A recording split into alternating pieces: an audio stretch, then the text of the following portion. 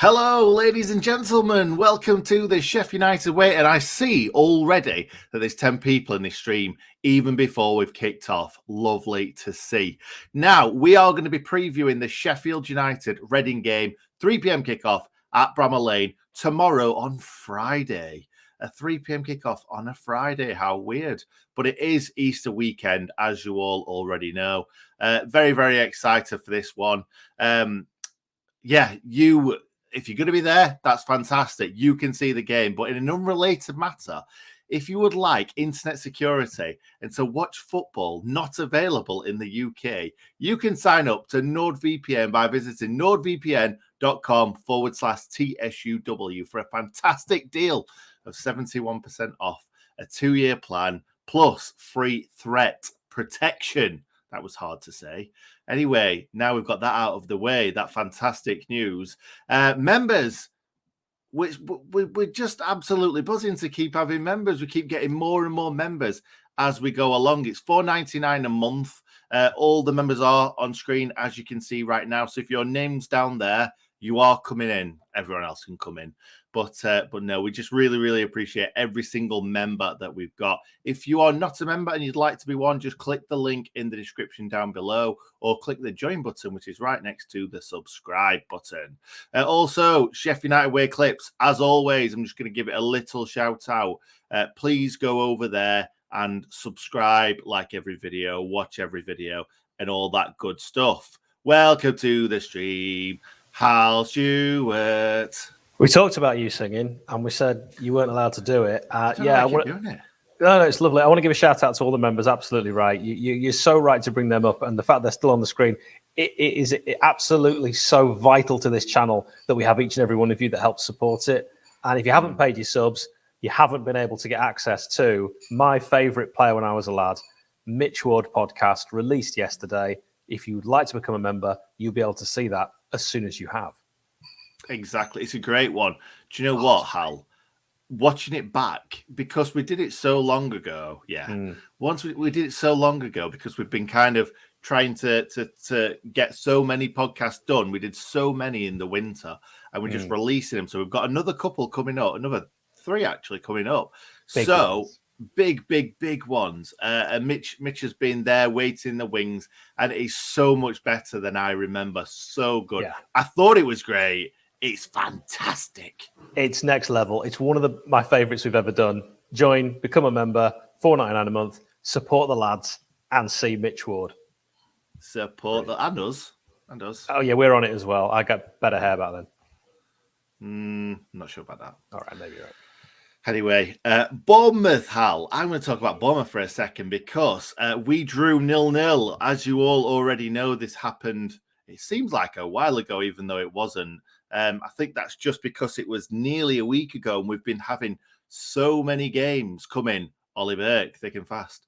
We drew 0-0. Despite what Scotty P thinks, the Blades were by far the better side, had the better chances. But when Scott Parker said that they were the better side, I did think for a second they had more possession. And looking back on it, they didn't. It just felt like they had more possession because they had it in worse areas, really. Because you're all excited when you've got the ball in their kind of half and they're round their box and stuff. You don't really think about that possession, but they had some very slow possession in their own half in kind of ineffectual areas. So, I'm sorry, Scott Parker, but you can't for a second think that the Blades weren't the better side. And on a different day, McBurney would have put that chance away that took a deflection. It could have took a deflection and gone in. Morgan Gibbs-White had 2 really, really good chances. One one-on-one and one in a one-on-one position, if you like. The keeper made a fantastic save with both, really, you could say. And then, let's not talk about the penalty because it feels like that's all that's been spoken about on Twitter.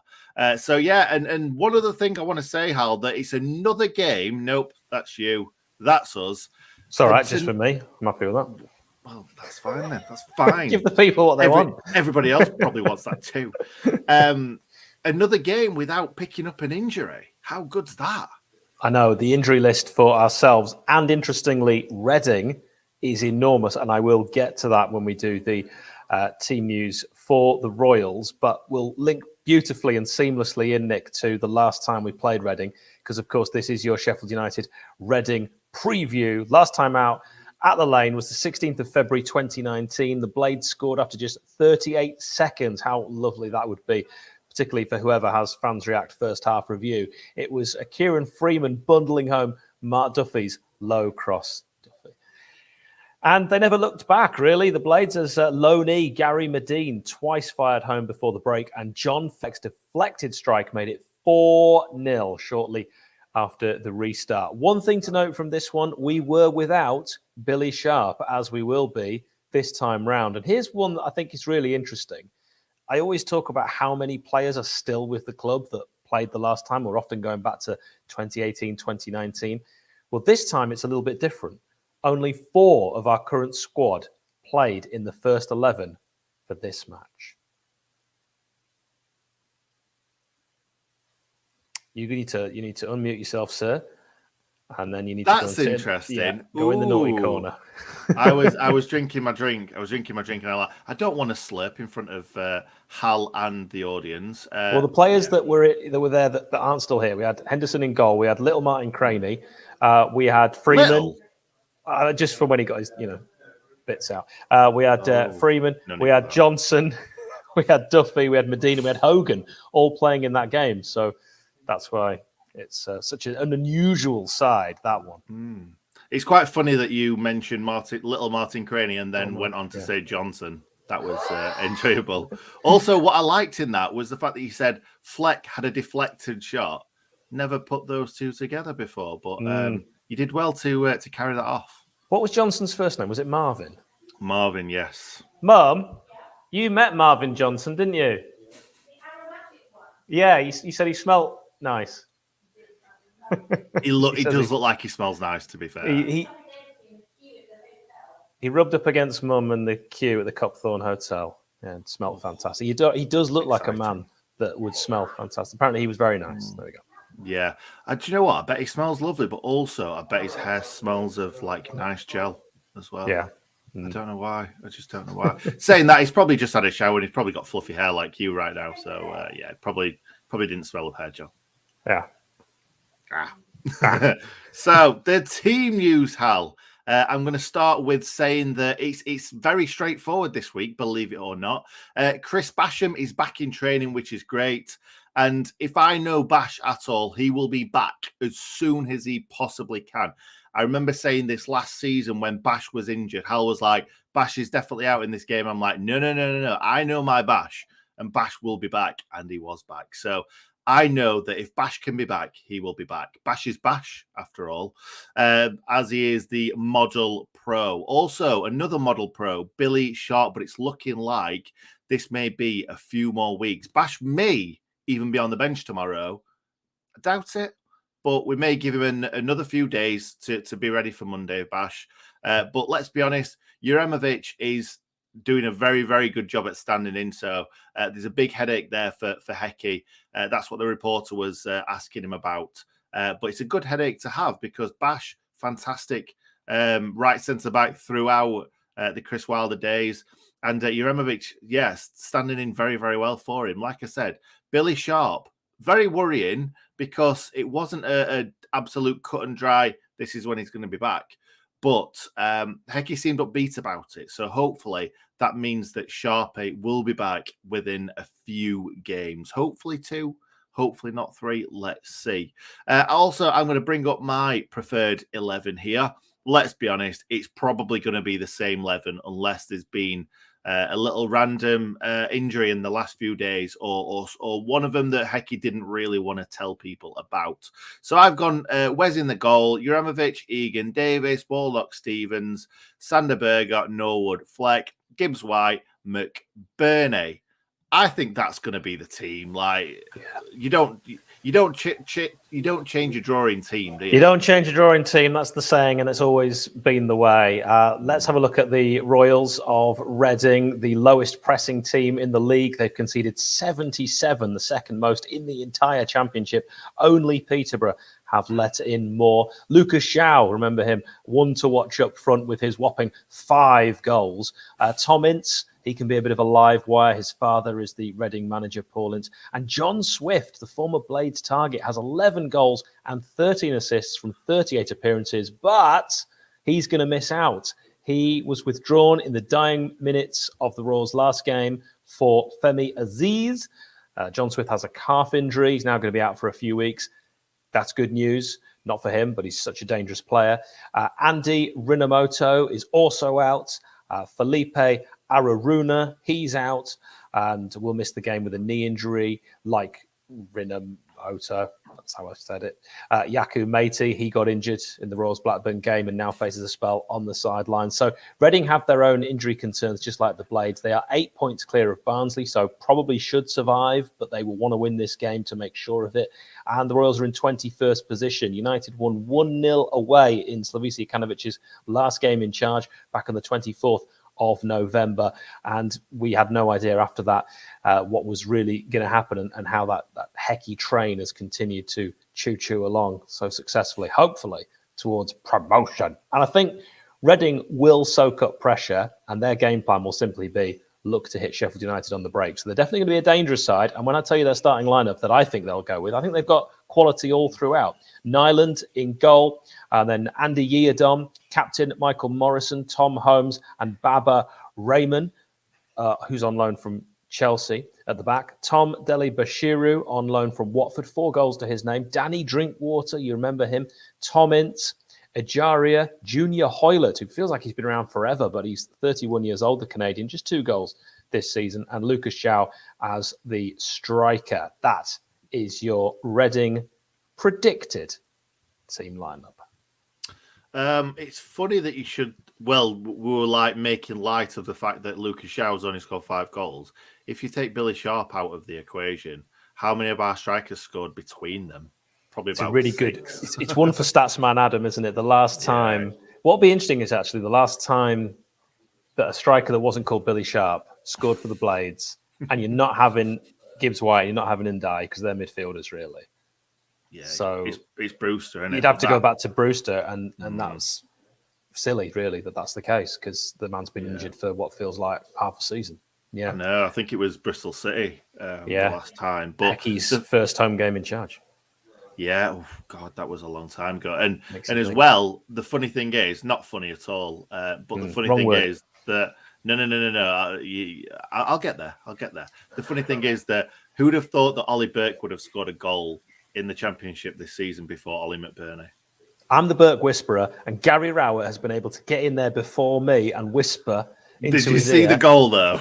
Yeah, it doesn't matter. You've got to be there. You've got to be in position to take him. I could have got that out of Ollie Burke. And when he comes back to us, which he may well do, still got time on his contract, you need to be positive around the guy because negativity is only going to keep him going and performing poorly for the Blades. If we're going to have him back, we've got to back him. And if we're not, sell him to Millwall. Yeah, that's true. Maybe. By the way, Leroy Leety, didn't mention him in there. I wondered who you were going to mention.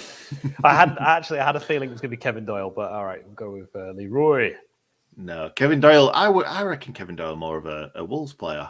Nah, you're reading comics, mate. Let's have a look at the referee for this one. The referee for Sheffield United Reading is Gavin Ward.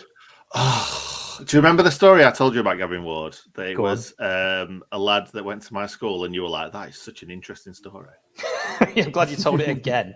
Yeah, this Gavin Ward is from Surrey, so probably not the same one. He's been the man in the middle 34 times in all competitions, issuing 130 yellow cards, 4 reds, and he's given 4 penalties. He's only refereed 1 Blades game this season. He took charge of our 3-2 win at Barnsley. Give me your prediction. My prediction for this game. Oh, this is going to be an odd one because I'm going to go big. I'm going to go Blades 3-1 win. 3-0 win. Wes isn't going to concede any goals. 3-1 win, Blades. Come up with a new nickname for Wes. Go on then. Light work Wes. Oh, don't try and be old top boy. It's good, isn't it? Don't be top boy. Don't be top boy. You love it. You love it, fam. I am saying 4-0 Blades. 4-0, just like it was last time we played them at the Lane. We're finally going to have a team completely put out of sight. Since Swansea, we haven't seen anything like it. It's going to happen again. Everyone firing. Berger's going to have a massive game. You're reading comics, mate. You are reading comics. They've not done too bad recently, though, Reading, have they? Exactly the same form as us. So it's a great point. Yeah. Let us know in the comments your score prediction, and also, because we're going to get to it right now, your player connections. That is, players that have played for both. I'm going to jump in first with Stephen Quinn, because Nick thought he was going first. So with Stephen Quinn, I think a player that we all really enjoyed watching, his brother, of course, Alan, also played for the Blades. We signed him from St. Patrick's. Alan. Steve. Oh, it's Steve. Sorry, go on. He signed. Right. Alan. We signed him from St. Patrick's Athletic. Can I mute you? That was in 2005. He was with us till 2012. 206 league appearances, 20 goals. Would go on to play for Hull. We all know about that, and seeing him again. But also Reading, and that's the reason we're bringing him up today. 2015 to 2018, 3 good years at Reading. But he was injured quite a lot with the Royals, so actually only made 34 league appearances with 1 goal. I always remember him fondly for his performances actually in the Premier League season, 06-07. I thought that was some of his strongest stuff. Good free kick on him, great left foot, scored some memorable goals. Big fan of Quinny. I'm glad you mentioned the free kick, because the Portsmouth free kick's the one that always sticks in my mind. Went right outside the box, little dink over the wall. Fantastic, because it's so difficult to get the ball up and down into that top corner, and it did it seamlessly. I'm going to go with Mr. Big Man, red card, Darius Henderson. Now, I wanted to pick Darius Henderson, and I said to Hal straight away, I quite liked Darius Henderson straight away. Do you remember what you said, Hal? I don't know if it's broadcastable. I can't remember. The reason why I said that is because I'm going to say what it was, and I completely forgot what it was. Yeah, it was not very nice. He went to the same school as Statsman Adam, who's told me a few things about him. So maybe that's impacted how I think about him as a fella. There's no need to let that impact your decisions, Hal. You're your own man. Well, he put a load of goals past Statsman Adam. Statsman Adam was a goalkeeper, and I know he scored something like 10 past him. So, I mean, I've seen Adam playing goals, so it doesn't mean anything about Darius's finishing. To be perfectly honest, mate, I quite liked Darius Henderson. I said this to you. I thought he was very, very good at holding the ball up, put the ball in the back of the net. And I think he was quite unlucky with referees sometimes. He had this really, really kind of bad boy image. And he might have elbowed 1 or 6 men in his time. But I think he got booked very easily, which wasn't always his own fault. But 20 goals in 72 games, you wouldn't say that was fantastic. But looking at the strike ratios of our strikers at the moment, that's blooming great. 20 goals is never bad for a striker of any club, really. Well done, Darius Henderson. I'm a massive fan of you, if Hal isn't. So if you want to come on the channel, get yourself on it. Sure, he's watching this video. Oh, no, I welcome him on anytime. Absolutely. We have to probably get Statsman Adam on as well, so they can relive those school yards glory days. Yeah, I don't know where I was quite going with that. Thanks to all of you that have given us your score predictions. If you're watching this not live, watching it later, do pop in below what you think is going to happen. Also, if you go into the game or not, and players that have played for both the Blades and the Royals, formerly known as the Biscuit Men. And before we go, Nick, why are you wearing a Sheffield FC shirt? Because I wanted to support the oldest football club in the world by buying one of their shirts. Love that. So there you go. They're very expensive, by the way. So if you want to buy one, get your hand in your pocket. Right, I'll see you tomorrow. Yeah, see you tomorrow. Be there.